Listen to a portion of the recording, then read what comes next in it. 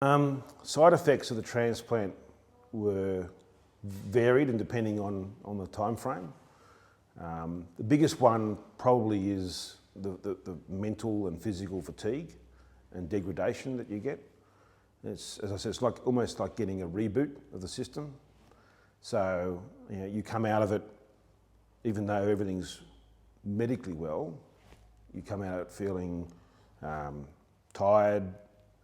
It's very hard to think. Chemo brain is a real thing, as I've learnt over the process. But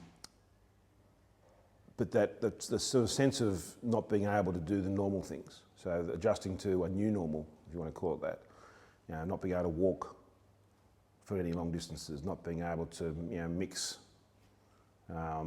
because of the infection risk that you might have at the time. So there's a really strong physical degradation. There's also a mental degradation as well because it's a really isolating type process. The hard part with the treatment is you get so reliant on the sheet of paper that says you take these drugs at this time of day. You take this amount each time and come back and they do another blood test, and based on those results we change the drugs, and it's all about the drugs and the protocols, which obviously are very, very important in fighting it.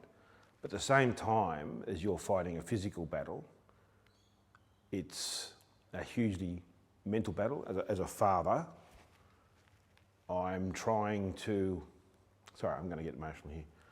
As a father, you're trying to look after your boys and not let them see that it's a pretty strong battle.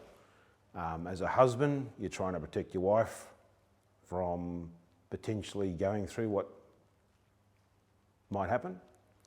And just individually, you're trying to make sure you stay as positive as you possibly can to beat the thing. And I don't think at the start I really imagined how much of a drain it was going to be emotionally once I sort of came out of that acute battle stage. When you've got something to punch, it's easy to stand there and fight. And then when that goes away because you start to get some positive results, and it's quite an adverse type scenario, that's when it becomes mentally harder because your brain goes to some very dark spaces. And without some structure, and Sharon and the Pink and Steel program was just a lifesaver for me, you just tend to spiral into a very, very hard place because you can't, very hard to bridge that gap and still remain a father and a husband, but you still need to have that ability to focus on yourself at times too. And I have absolutely no doubt that I wouldn't be sitting here talking without Sharon.